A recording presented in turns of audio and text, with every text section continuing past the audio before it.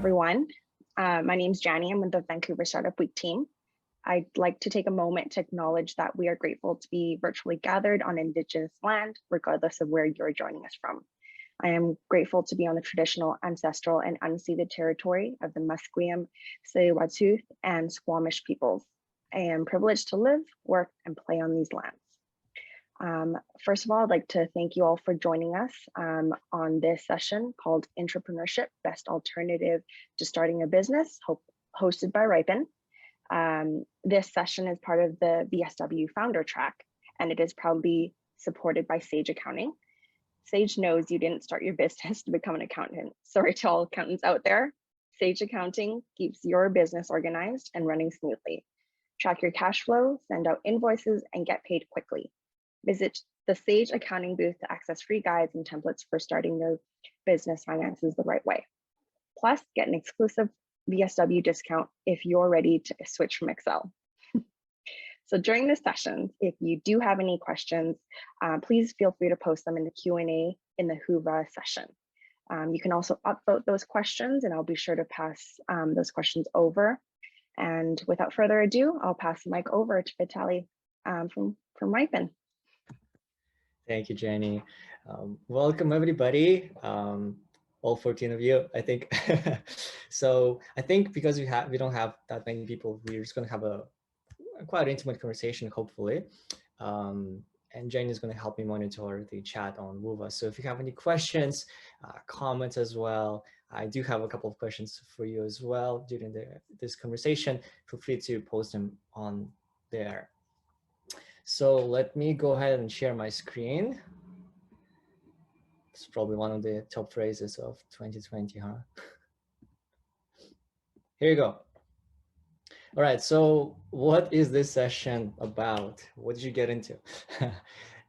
We are going to talk about entrepreneurship, how to transform your company and get promoted along the way. And no, it's not a spelling mistake. It's a legit word, entrepreneurship. So during the session, what you can hopefully learn from me and my stories is how to tap into your own potential, produce results beyond the bottom line, so beyond just your main job, and in turn, how this may transform not only your company, but your career. Now, just some heads up. I've designed this presentation from an employee's point of view. But if you are a business owner, or if you manage a nonprofit organization, it will still apply to you in a way how you can recognize a great talent, as well as foster the environment for them to thrive.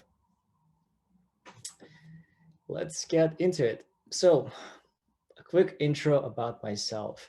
I'm a young professional, still in my 20s, and I've been working for an ed tech startup, Riipen, for about 3 years.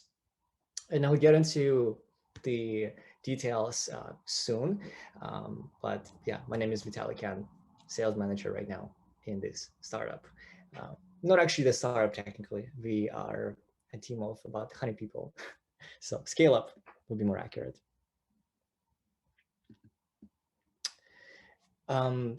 So the first question I was going to ask is actually this. And Jenny, please feel free to jump in and let me know if we can have people maybe comment on Whova for this.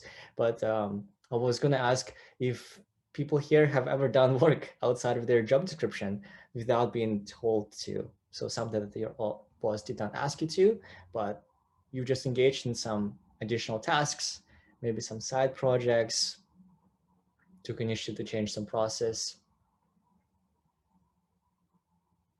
So feel free to go ahead and just comment on Whova. You can just say yes and what you've done. We'll see if it works.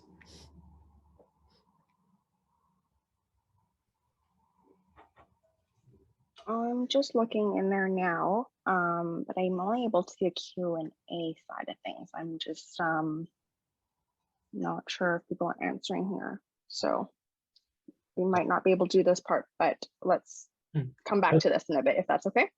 No worries, no worries. That's okay. Yeah.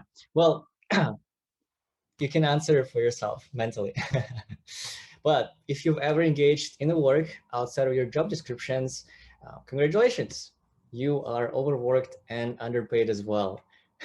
Just kidding. That is a part of your job description. Didn't you read the fine print? Anyways, my point is it means you already have engaged in the entrepreneurship. And I hope the experience was a positive one where you were recognized for your contributions. And if not, that's another story for another day. But today, we want to, what I'd like to introduce you to is just want to share my personal story of failure and success working in a company. But more importantly, the change that I've undergone that led me to success later on. And after that, I'd like to introduce you to the entrepreneurship framework itself that may help you make an impact for your company and potentially your career. And at the end, you can just ask yourself if that is something right for you. So where did it all start? It started from the fall, and I'm not talking about the season actually. It all started back in 2018. I was ambitious, hungry, and I approached my 1 year mark at Riipen. At that time, I felt like I hit my ceiling. I was one of the top performers, and I was asking myself, what's next for me? Not satisfied with the pace of things, I felt unhappy and stuck. I only thought about my own success and how I could get promoted and get the next salary bump. So I was very self-centered. And we were not at the point of a huge growth at Ripen. So I impulsively decided to quit. Also very immaturely of me, I quit my job at Ripen before finding a replacement. Do not recommend that. If you plan on quitting, maybe plan a few steps ahead. Unless, of course, you are retiring, which I was not at that point. And so there wasn't the in-between season here. I thought it would be a piece of cake for me to find my next gig. I thought with my skill, impressive resume, and irresistible charm, I was in sales after all. Who can say no to me? I am an appreciating asset. I ended up being on the lookout for a few months, going through the interviews, but nothing really led to the offers. And every time I felt so close, I tried even harder. Yet again, I felt like I was falling deeper and deeper, feeling more hurt and more shame. I felt like a failure, thinking, here I am showing my best self in the interviews. You probably know how it is, right? The best representation of myself, where what's your weakness? You tell them you work too hard. And yet nobody wanted me. Nobody said yes. Ouch. That broke me. I felt hopeless, but more than that, I felt worthless. And instead of feeling like an asset, I started feeling like rather like a liability. And during that period of time, I was in a very dark place. But then one day, there is always that one day in the stories we read or Disney movies we watch. It wasn't actually the one day, but it was a season I was going through. To keep it simple, though, I will make it just one day. I heard a voice from God, and I got too excited telling you a story that I forgot to click on the slides.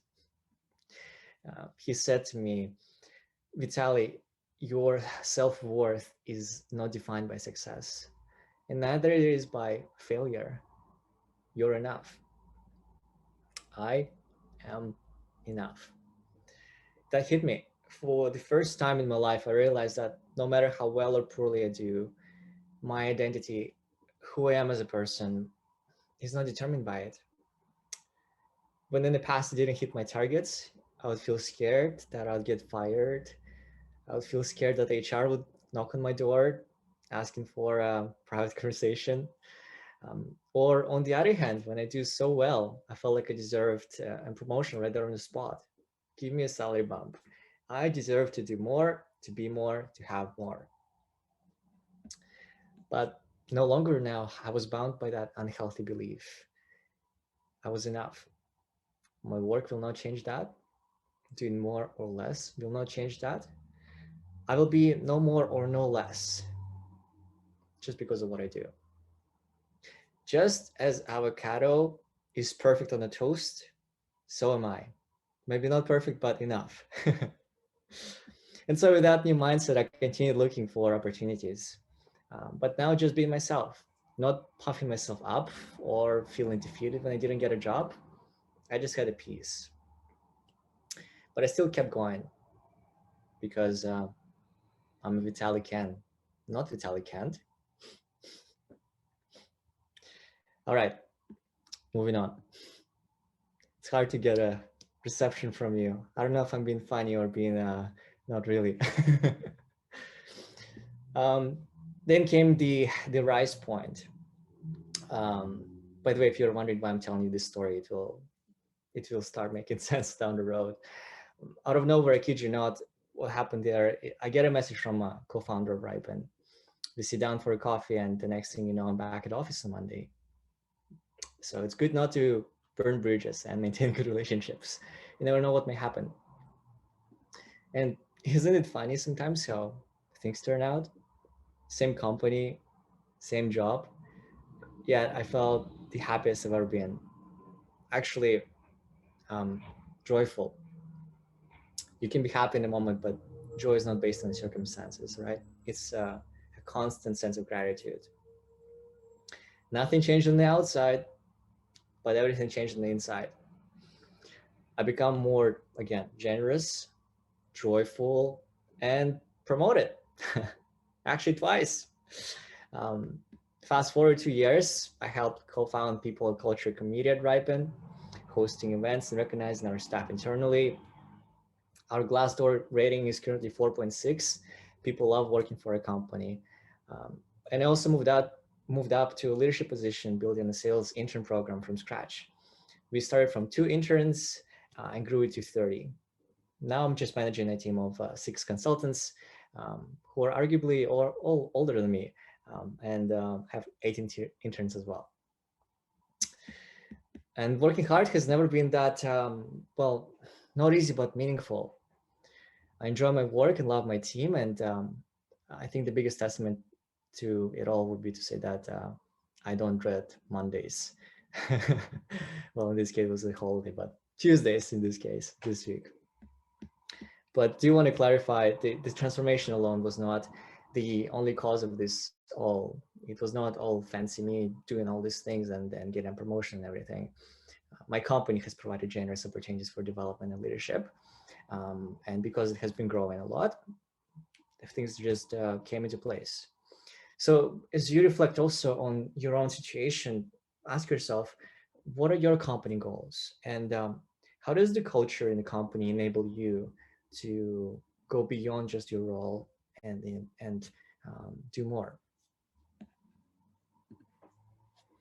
So this case, at this point, you might be wondering, that's a beautiful story, Vitaly, but what actually happened in between? What caused this change? Well, a lot, but in the context of work, I can summarize it in one word: entrepreneurship. Now, we are generally familiar with the term entrepreneurship. Many of us know who they are, but what exactly is intrapreneurship?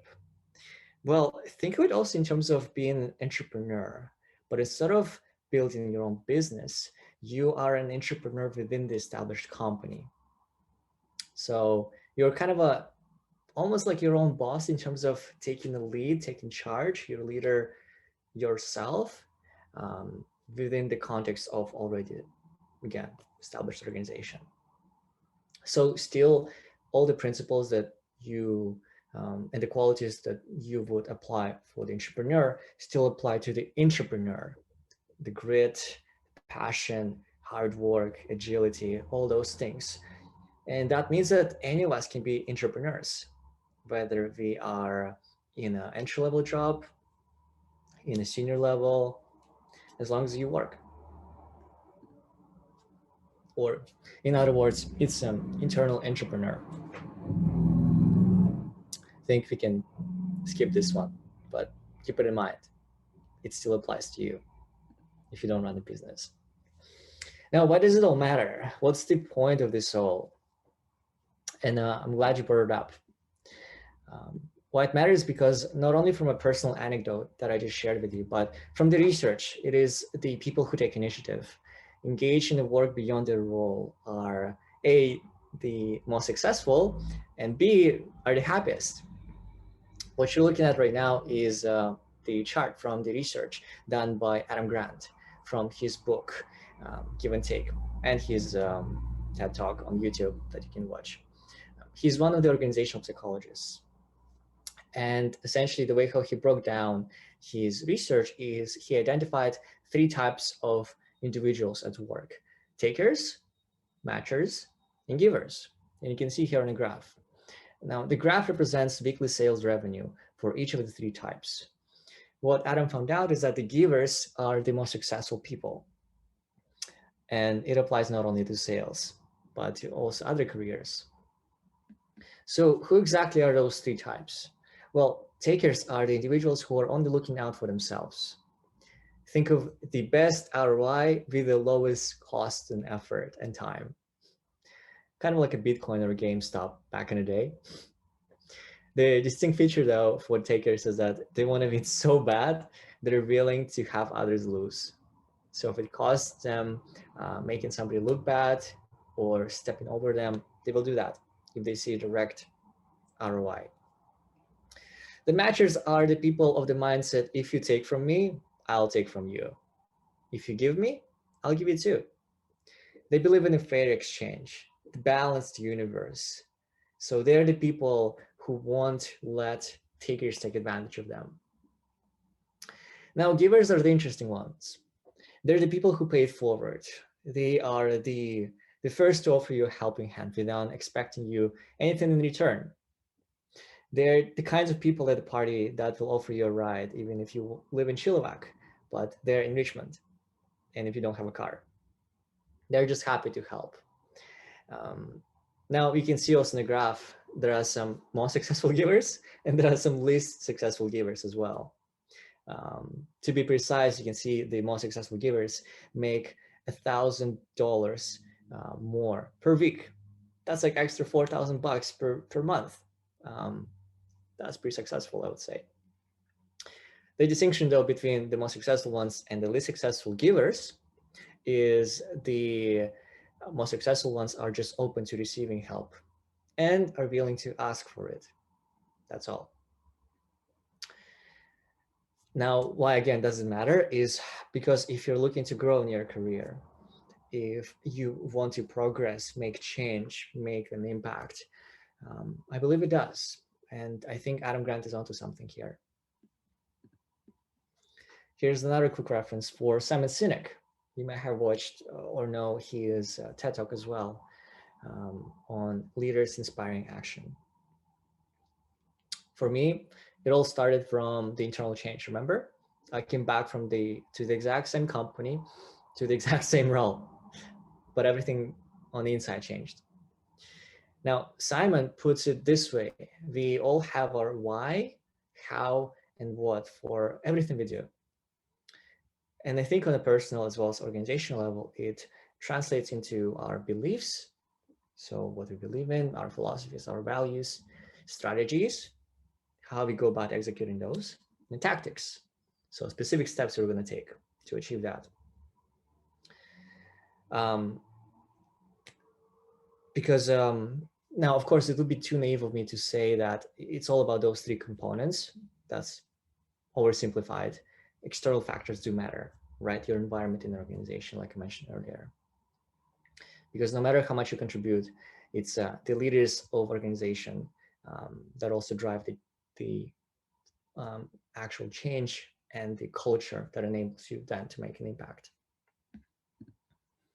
So for myself, as an example, I moved from what can I get to what can I give?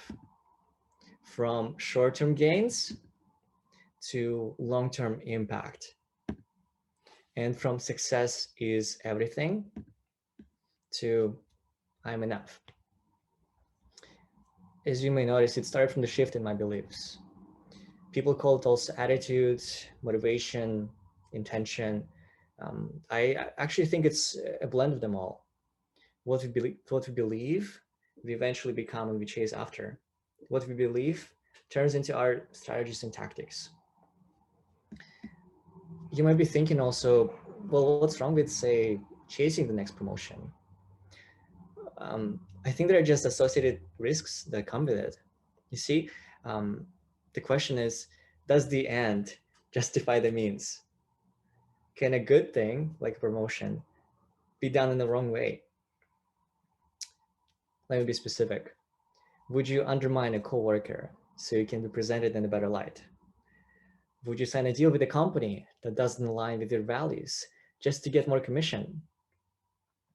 Would you side with Thanos to save the universe by eliminating half of its life? Well, maybe not the last one because he already lost. But the point is the beliefs ultimately come to light, right? The beliefs transform just the specific goal. They are the values, they're our philosophies. And again, I'm not here just to convince you to follow one way or the other. I'd like to provide the perspective with stories and facts and to help you maybe become more aware of what your beliefs are. And so some of the questions I want to leave you today with as a starting point is this: what beliefs are driving your decisions? And what kind of long-term impact do these decisions create? Once you start thinking about those questions, I think they may prompt you to look deeper into what exactly you do and why.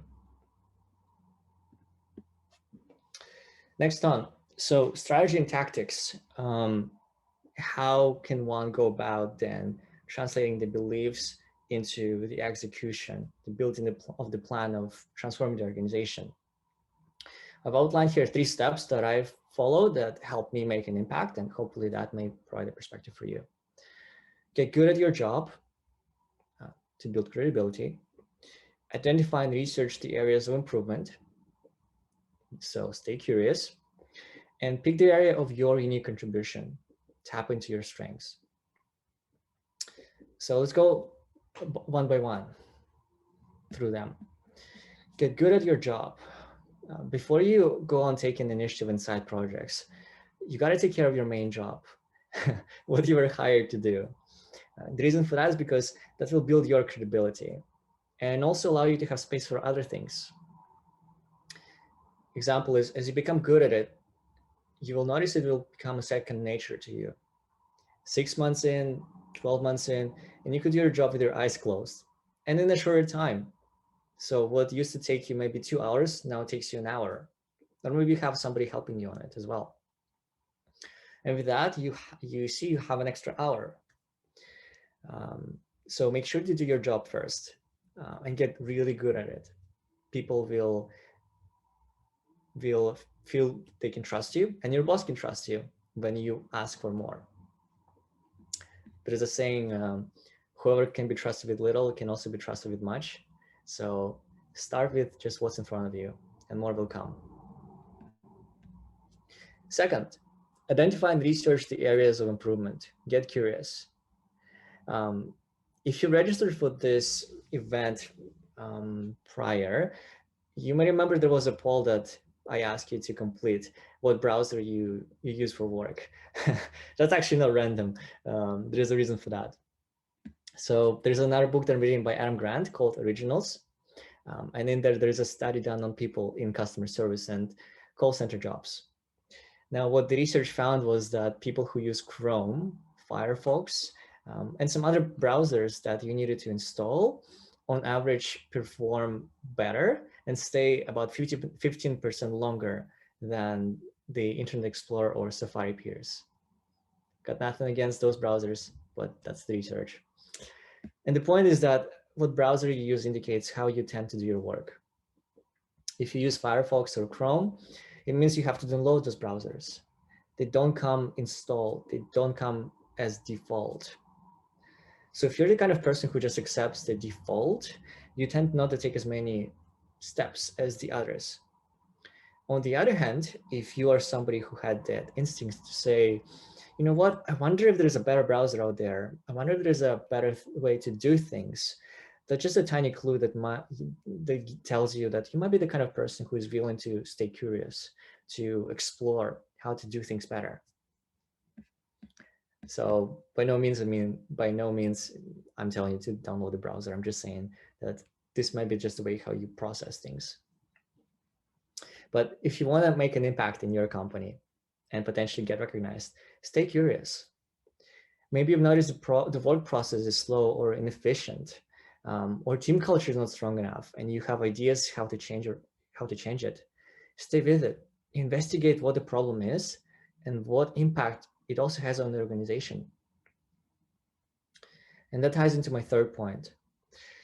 So you've done your research and you have a potential solution. And you also know that, let's say, tech has problems and they need a ton of help. Marketing is not doing a good enough job, and they could probably benefit from all your years of experience watching Super Bowl commercials. Now what? You have all these problems. You have the list is going on, ongoing. The third thing is pick the right one. Pick what you're good at. Or if you're not good at it, pick the area where you have a unique insight or contribution. Example, maybe you're a process-oriented person and making things better just comes naturally to you. Again, going back to that browser, right? Or maybe you're a people person and you care about the team environment. Lean into that. Be strategic about what problems you solve. As the saying goes, not all fights are worth fighting. So pick your battles. And once you picked, test it, experiment, fail, but don't give up. And also remember, keep your peers and your boss in the loop. Whatever you're doing, have them on the same page, have them support you. Now, I'm about to show you how I follow the strategy and what tactics it led to. But remember, you will have your own unique tactic. That's why we're not talking about it. It's the specific steps that you will take in your own workplace. And it's really important that you will figure it out. And you will make mistakes along the way, because it will build you up. That will help you figure out what works and what doesn't in your unique situation. So example one, people and culture committee team. So when I started out and became a top sales rep in our team, I started helping more people around. And I've noticed that teams are siloed. I talked to a lot of people in marketing. I had a friend there, still have. I had friends in tech. And I noticed that people only socialize in small groups. Like they go into their departments, but there's nothing going on in between. And so then I noticed also a few select people express interest in doing something about it. They wanted to host more fun events, organize more socials. And we just pitched the idea to the CEO, and PACT was formed. PEACT, People and Culture Committee Team. And the result of that all, we started hosting social events each quarter, lunch and learn, where people can share what they know. And we celebrate people's birthdays each month through video acknowledgements. And again, right, our Glassdoor rating is 4.6. And the internal job satisfaction score, which we just had a month ago, is way above the industry average. Here are just a couple of examples of our socials. We did some, what do you call it? Improv, comedy. Now, this was done last year in the summer. We tried to host socially friendly picnic. That was fun as well. This picture was taken 2 years ago. It was a Toronto team doing a social bowling. And indoor beach also 2 years ago. So do not fret. We did not break any rules. So another example on a double promotion. Again, when I got into the place where my work became more of a routine and I had more space, I noticed that there was no standard way of doing sales. And some struggled to succeed because they didn't really have a playbook to reference. And so I offered help and hosted training for people. I saw people getting better at their performance, and it inspired me to keep going. I hosted more workshops, lunch and learns, some more trainings. And eventually, when the new career opportunities came, I was ready to take them on. I was the first person to be considered because people already knew this person has done something similar. He has trained more people already, so it might be a suitable job for him. And he expressed interest. Now, in the end, all the contributions I made that may have seemed just like me working long hours, doing things outside of my direct responsibility, they did pay off. And I had a lot of fun doing this. To play devil's advocate, you may ask, well, what if you didn't get recognized? What if you didn't get a promotion? What if you didn't get all those opportunities and still put in a ton of work? Well, that would still be fine because I've learned so much from that and could move on to somewhere else where my effort could be valued and appreciated. So if that does happen to you, don't be discouraged, because whatever you do, you will carry on moving forward in the future. It's going to stay with you. And that just, again, shows you in your beliefs. We're almost done here. A couple more slides. The next question I have for you, again, for self-reflection, is as you start thinking about your organization and how you can make an impact, what are the needs that you identify with the most? And how can you use your strength to make an impact?